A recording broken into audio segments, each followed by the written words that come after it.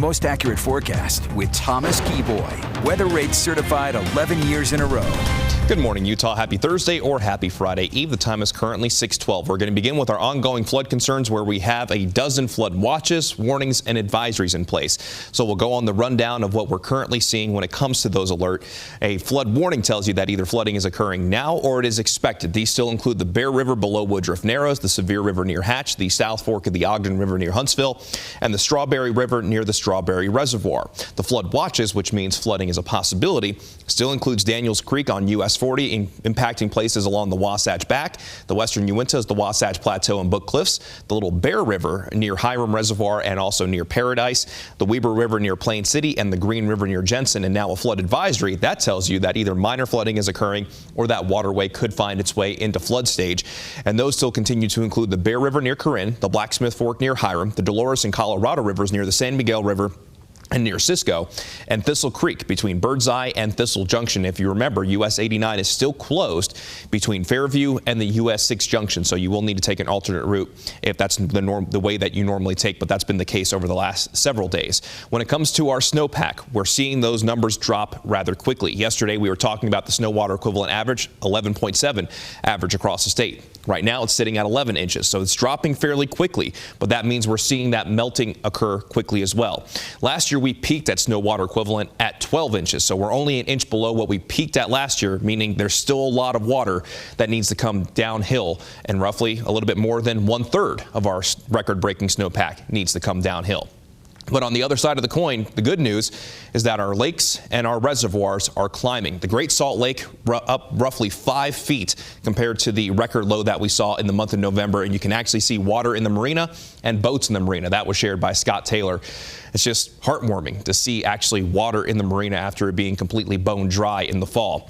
Now, as we transition to our weather, things are relatively calm across the state. We do have a few showers around, but in St. George, that's just shaping up to what's going to be a beautiful sunrise on this very early Thursday morning. And here's the view from Erta and Tooele County. Partly cloudy skies as we wait for the sunrise behind the Oakers out there this morning. Temperatures ranging anywhere from the 40s to the 60s, very similar compared to what we've seen over recent mornings. So some of you might want a light sweater or a light jacket, while some of you are probably going to be fine with the t-shirt.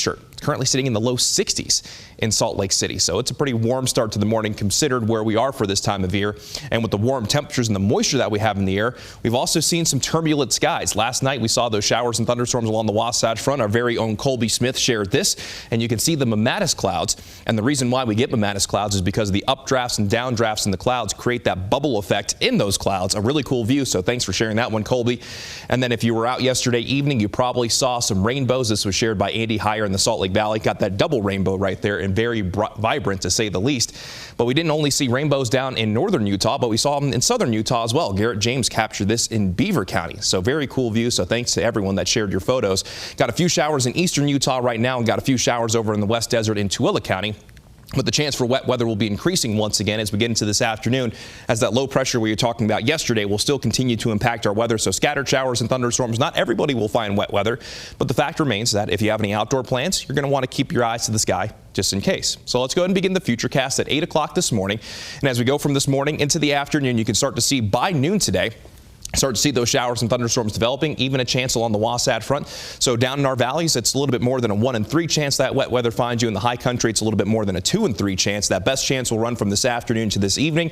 The chance for wet weather will begin to go down as we go into tonight. We lose a daytime heating. We do it all over again for Friday, but high pressure will try to start building in, and that will result in a little bit less coverage for those showers and thunderstorms. So a little bit less of a chance in our valleys as we still hold on to a decent chance up in the high country. But the fact remains that you still want to keep tabs on the weather just in case, especially if you're going to any of the Mighty Five or our recreation areas down in southern Utah. Flash flooding, not a probability, but still remains a possibility. If you have any plans to go for a hike in the backcountry or for the slot canyons, have multiple ways to get alerts just in case. As for those daytime highs, most of us will still top out in the 70s and 80s, maybe just a little bit cooler in northern Utah compared to yesterday, but temperatures still more than 5 degrees above average, 66 degrees for a high in Park City. Then as we make our way down to central Utah, 85 for Green River. 74 for Emory, 78 for Richfield, then down in southern Utah, 84 for Kanab, 70 in Bryce Canyon, and 93 in St. George.